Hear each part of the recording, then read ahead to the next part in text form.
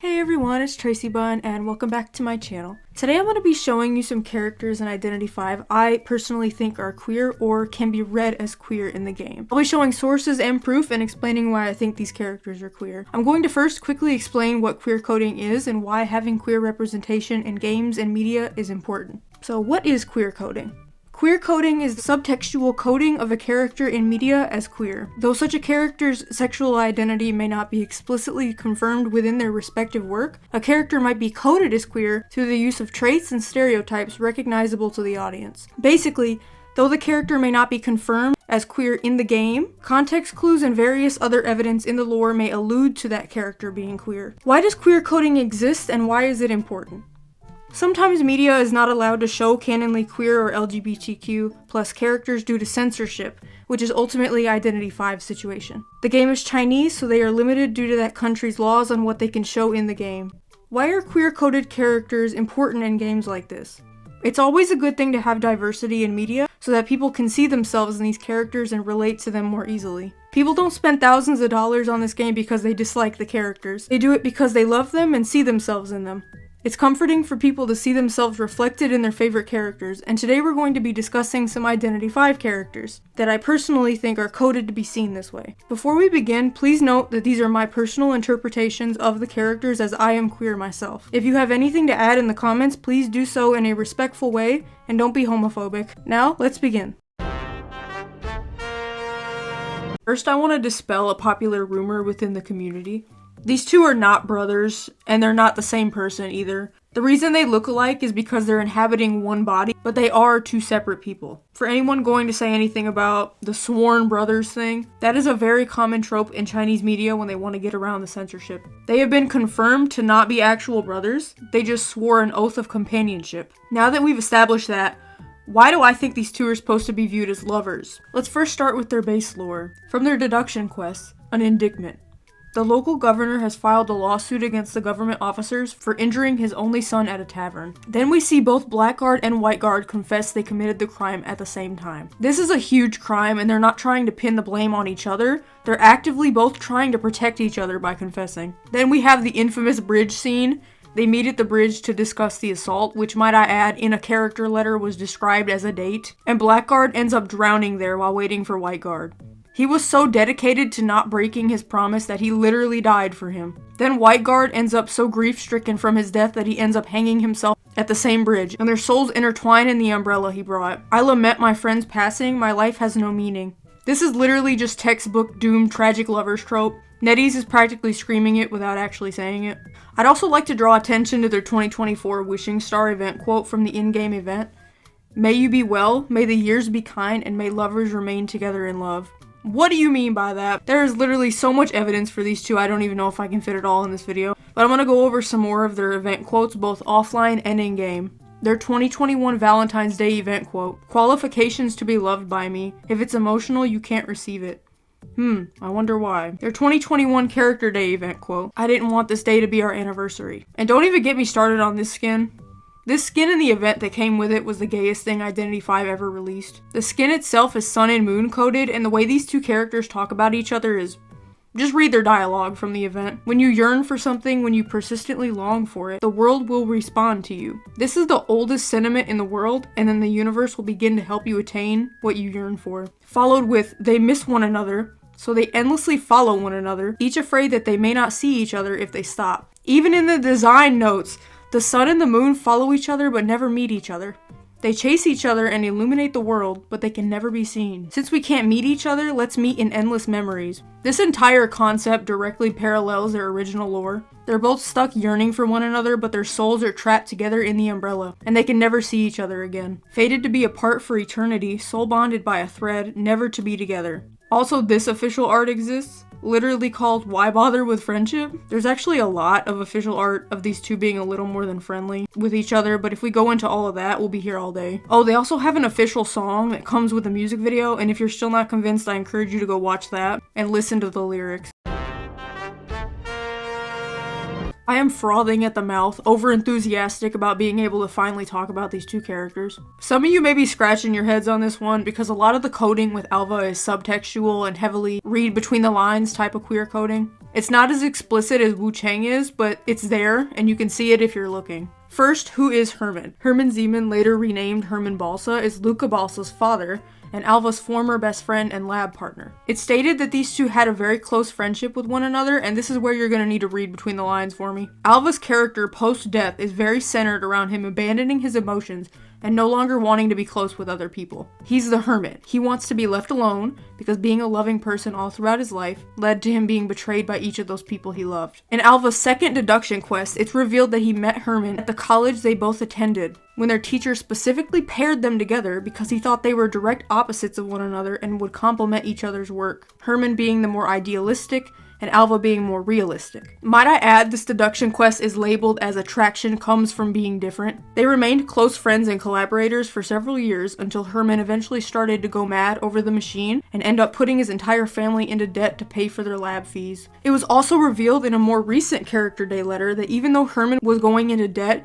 he paid for Alva's father's medical fees when he started to get sick. This is where Alva and Herman have a falling out. Alva calls him out and tells him he needs to focus on his family instead of their failed invention. Herman takes this as a betrayal because in Herman's own words here, Alva, my friend, if you deny my research, I don't know who else might understand me in this world. A little while after this, Herman ended up dying from an explosion from that same machine. Now, Alva is the one to arrange Herman's funeral, which we find out from a character day letter. Even though we can assume at this point Herman and Alva haven't been involved with each other for months, Alva is still the one to arrange his funeral. I'd also like to mention that yes, Alva and Herman are both married to women. Herman's wedding we can heavily assume due to the wording chosen in Luca's deductions, the time period, and the status of Herman being from high society. There's a possibility this marriage was arranged. For Alva, I honestly think they might have retconned him being married. The only place they state Alva had a wife was in Luca's original lore that was released in 2020. Almost all of Alva's deductions mention Herman or allude to him in some way, and not a single one of them mention Alva's wife, which I think that would have been important to mention Alva. He also has no ring on his finger in the Want skin, but you know who we do see in the Want skin art? I don't think Nettie's needed to completely erase her, because lavender marriages or marriages where two queer people married the opposite gender for safety or to hide their identities from the public were very common during Alva's time, and this could have been easily seen as that. When Alva sees Luca at the convention, he practically jumps to take him in as his mentor. This is a big reason why a lot of people see Alva as Luca's father figure, myself included. Alva had never even met Luca before this, yet as soon as he sees him, he mentions sensing Herman's presence. He knew immediately this was Herman's son. I'd also like to go over some of Alva's event quotes because I think they also seem to reference Herman. Your card reminds me of some old friends and some meaningless things that bring unnecessary sadness. Forget it, destiny always moves in a fixed direction, just like these gears. It isn't something that we can change. The same can be said for my meeting with those old friends and you. Mind you, this is the Valentine's Day event. You give him a card and he starts going off about Herman on Valentine's Day. I also want to bring up how the whole fight between Luca and Alva started because Luca found Herman's manuscripts in Alva's possession and thought he stole them, and Alva's excuse for having them was, well, I don't want them to end up in the wrong hands and ruin anyone else's life. Then why not just burn them or dispose of them? Why hold on to, most likely, the very last thing you have left of Herman other than his son, who you also took in as an apprentice? Is it starting to click, y'all, because I'm going insane over all the subtle details in Alva's story? He very clearly cares about Herman a lot, and Herman flat out said Alva was the only person who could ever understand him. Luca's deduction quest number 7 is named Mutual Feelings in reference to Alva and Herman. Mutual feelings. In Alva's dislikes, there is public opinion and public relations, mentioning the public 2 times. I can definitely imagine, since Herman and Alva were both public figures and well-known inventors, they could have some unsavory tabloids published about them, maybe about them being a little too close to each other. So close that even Luca picked up on it. And this part is definitely reaching just a little bit of delusional territory, but in the Voyage of Oceanus event, Alva's chosen drink on the boat was whiskey, and in literally the only picture we have of Herman, he's holding a glass of whiskey. And every queer-coded Identity 5 character has that one skin. And for Alva, it's orientation day. Alva looks completely exhausted in this skin. You can literally see the eye bags. We see a photo in the back that we can't see the face of, but we can assume is Herman due to the clothing choice. There's references to Herman's death all throughout this skin showroom animation with fire burning all around Alva. I truly do believe that these two characters were more than friends due to the small things just adding up. And as more and more character letters come out for Alva and Luca, we're just going to continue to get more fuel to add to the fire. Before I even start, I want to add that I do not personally think Emma and Emily should be in a relationship, nor do I agree with this pairing. I'm simply going over it because Emma is a confirmed sapphic character, and she shouldn't be excluded just because her canon attractions are problematic in nature. I don't want to see anyone arguing over this ship in the comments because I myself don't even agree with it, and I agree that it's problematic, but I still find it relevant to this video's topic to bring it up. So most people already know about these two because Identity 5 kind of shoves it onto you as soon as you start the game. It's one of the first diaries you play through, and it clearly depicts Emma as having a crush on Emily. This is pretty much all but confirmed because NetEase isn't allowed to confirm it. Almost everyone agrees Emma has a little crush on Emily due to the way she interacts and speaks about her in the diaries, especially with the side plot of Emma also having a crush on the Scarecrow and treating it as a lover. Even though Emma was obsessed with the Scarecrow and talked to it and about it as if it were her actual lover, she ended up burning it for Emily's sake. And yeah, Creature was inside of it too, but that's not important. Mind you, she genuinely thought this Scarecrow was like a lover to her and was carting it around during the match, wanting to take it with her. And she still immediately sacrificed it when she realized Emily might be in danger. Emma refers to Emily as her angel and her cure, and says she feels at peace when she looks into her eyes. This is very particular language because Emma refers to both the Scarecrow and Emily as her angels. Also, something Creature said in this cutscene struck me. He says, "At least I'm a man," while he's talking about how Emma doesn't want him. I know he's supposed to be talking about the Scarecrow, but this can definitely also be read as him pointing out her attraction to Emily as well. He could have said, "At least I'm human," but he says, "At least I'm a man." This wording feels very particular to me. Right before Emma burns the Scarecrow, we get a cutscene where she says her and Emily will never be apart again after this, and she waits there for her. I don't think I have to do much actual convincing for this character because the majority of the fandom agrees that Emma has some level of attraction for Emily, even though it isn't healthy. This is one of the characters that actually surprised me because while doing research for this video, I actually had no idea Chi was queer-coded. And this one will probably get some backlash because while it's normal to have close friendships with someone and have it be completely platonic, you have to again keep in mind that NetEase cannot explicitly state if two characters are supposed to be in a relationship or not if they're the same gender due to censorship laws. The way that Chi talks about her best friend Tang feels very romantic in nature, and neither of these characters are mentioned having a bond as strong as this with anyone else. They even traveled together for a while before Tang had to go into hiding, and even now, Chi is still looking for her. Another huge piece of evidence is that while Tang is supposed to be just a background character and not even that important to the story, she shows up a lot. She's clearly very important to Chi to the point you can't have Chi without having Tang there too. We even have a little official comic of them together, which is again really rare for a background character. She's also shown in Chi's OPH skin as one of the dolls on her bag, and she's implied to be the maker of these dolls. NetEase wants us to know Tang is important to Chi without being able to say just how close they really are. I personally believe they're supposed to be seen as lovers. In Chi's skin lilac purple, she says a light and beautiful floral hue, one she would enjoy if she were here. The jade pendant Chi wears was originally a gift to Tang. On top of all that, the deduction where she meets Tang is called a ray from afar, and she refers to Tang as the light that comes in, giving the flowers their colors and the flute a voice. In the 6th anniversary video, she also mentions Tang, saying she wanted to take the opportunity to find information on her. And probably the most damning evidence is the Autumn Harvest Festival event where she says, "Decided to leave behind all the beauty of the past, however, this taste does remind me of a distant memory." I think with just how much she brings up Tang, we could safely say the beauty of her past is referring to Tang as well. I would say this is one of those things where you need to read between the lines, but honestly it's just very obvious to me. If one of them was a man, none of this would be seen as platonic. The gift giving, the traveling together, her still looking for Tang even now, calling her beautiful and saying she was her light and looking at flowers and immediately thinking of her. It's just pure subtext, and I think these two are a couple. Galatea is probably the most straightforward out of all the characters on this list because it kind of just jumps out at you as soon as you open her birthday event. On her profile, it says she likes beautiful and mature women, so I don't really know how much more obvious you can get than that. Also, Helena and Galatea are some of the very few characters that have an exclusive shared emote together, which the only other characters to get this are an actual canon married couple and a father and daughter. So seeing as how the exclusive emotes are only ever given to characters with close family or romantic bonds already, it's a little telling that these two have one as well. From what we know of their canon manor game, Helena and Galatea were close friends and are shown to frequently check in on each other. In Mind's Eye's letters, we find out Galatea even pushed Helena out of the way when they were attacked. We also find out through Helena that her and Galatea are planning on staying together when they leave the manor. Don't be afraid, Galatea, I'll never leave your side. I will protect you and we will leave this place together. Now you can definitely argue that these two just have a very close friendship with each other, but the way Galatea is literally willing to throw herself in harm's way and sacrifice herself for Helena, and also the way Helena talks to Galatea in her letters with things like, I'll never leave your side, it just really reads as romantic subtext to me.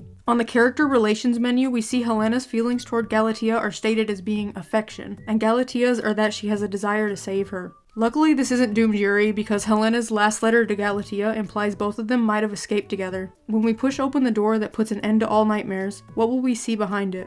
Will it be the real you or the real me?